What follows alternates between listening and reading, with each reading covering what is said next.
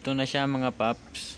Nabili ko po siya sa Shopee sa halagang 53 pesos lang. So napakamurang halaga po mga paps. Kasi nabili ko siya noong 11.11. So ito po yung actual niya mga paps. May ano pa siya, oh, may case. So ito na po mga paps, yung actual na lead strip niya mga paps. So tanggalin natin mga paps.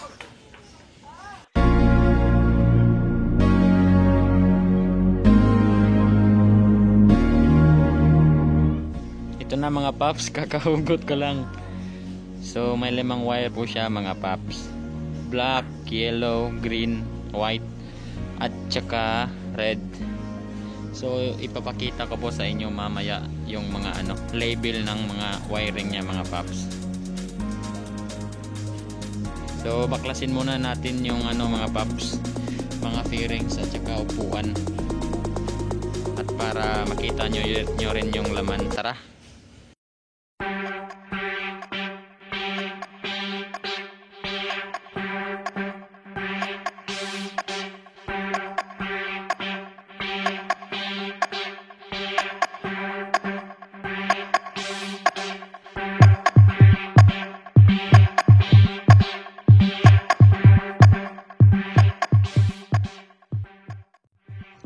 So ito na siya mga paps, kakatapos ko lang. So ganito po yung itsura niya mga paps. Medyo madumi mga paps kasi pumapasok yung putik dyan eh. So nilagyan ko na po siya ng mga paps, terminals, para pag nag wirings ako, i-connect ko na lang mga paps. So set muna natin pabalik yung camera kasi babaklasin muna natin yung mga wires niya mga paps para ipapakita ko sa inyo mamaya. So tara.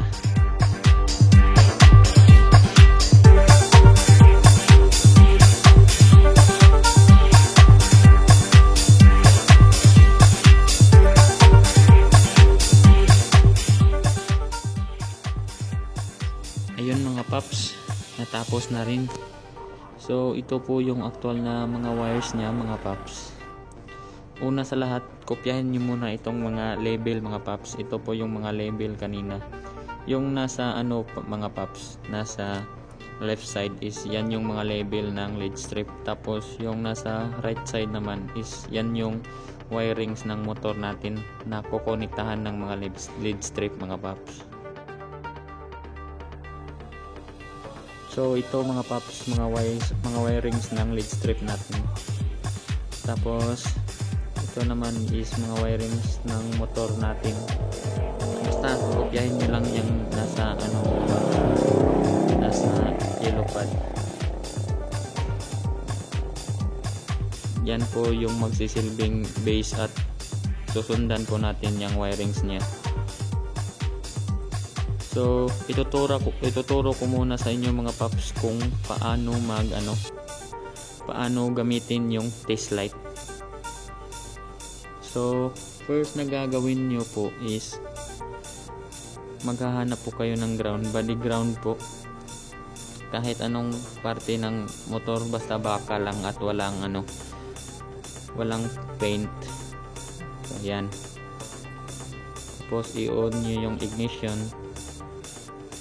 So kagaya nito, ang technique po niyan mga paps is dapat alam nyo kung anong function ang hahanapin nyo.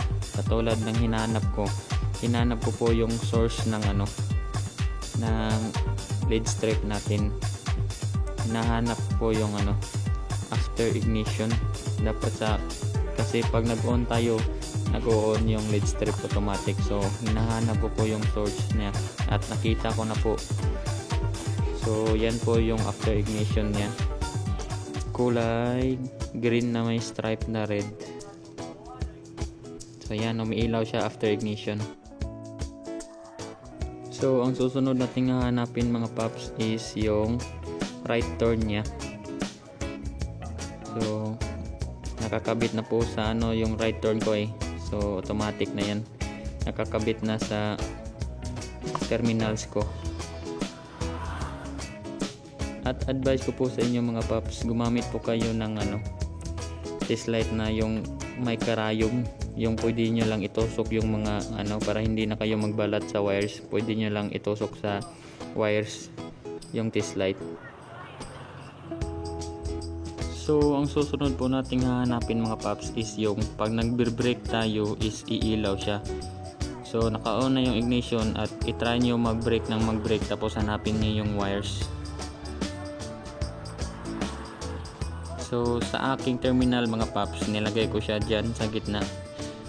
So yan, nagbe-brake na po ako mga paps, umiilaw na po siya. Ito po yung after ignition niya, umiilaw siya kahit hindi ako nagbe-brake. Tapos yung isa is umiilaw lang kapag nagbe-brake ako, so after brake yung source niya mga paps.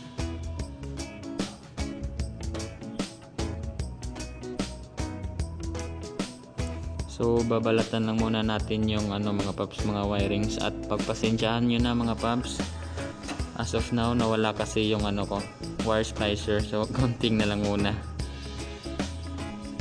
So yun na nga mga paps, advice ko, kung bibili kayo ng test light, pwede nyong palitan ng karayom yung dulo nya, yung pinakanipis na karayom, para pag nag-test light kayo is bubutas lang kayo sa wires at hindi nyo na kailangan balatan. Tapos pagkatapos yung butasan, tipan nyo lang rin kaagad mga paps. So pagkatapos ko nitong magbalat mga paps is i-connect na natin base sa papel na nandyan.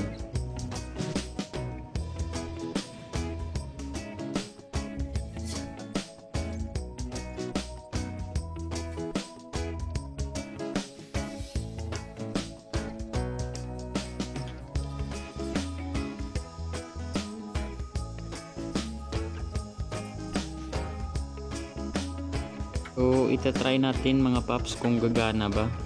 May changes akong iniba mga paps. Yung dalawang supply na niya mga paps, yung after brake at after ignition, kinonekta ko lang silang dalawa sa after brake para hindi siya iilaw pag after ignition. So kinonekta ko po yun sa after brake mga paps, kaya tapos yung after ignition is kinonekta ko po sa ilaw ng top box ko, kaya pag on ko ng ignition umiilaw yung top box. So i-try natin mga paps, left turn. Yan, gumagana naman. Right turn naman. Ayun, gumagana naman mga paps.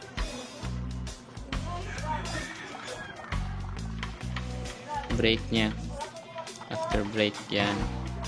So pag nagbe-brake ako, mag-o-on siya mga paps. Hindi na siya mag-o-on pag after ignition na ako, pag sinusian. So ito na siya mga paps, try natin while nakakabit na siya. So right turn, fully functional naman mga paps. Yan.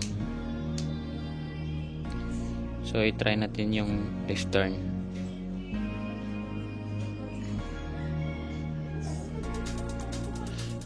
Ayun, fully functional din mga paps. So shout out po kay Sam Motovlog PH. Maraming salamat po sa suporta paps. So i-try naman natin yung brake nya mga paps. So ayun, umiilaw siya kapag nag-brake lang ako. Kasi yung original niya na position is umiilaw siya pag nagsusi na ako. So tinanggal ko yun, tapos kinonekta ko sa after brake niya, yung nasa papel kanina.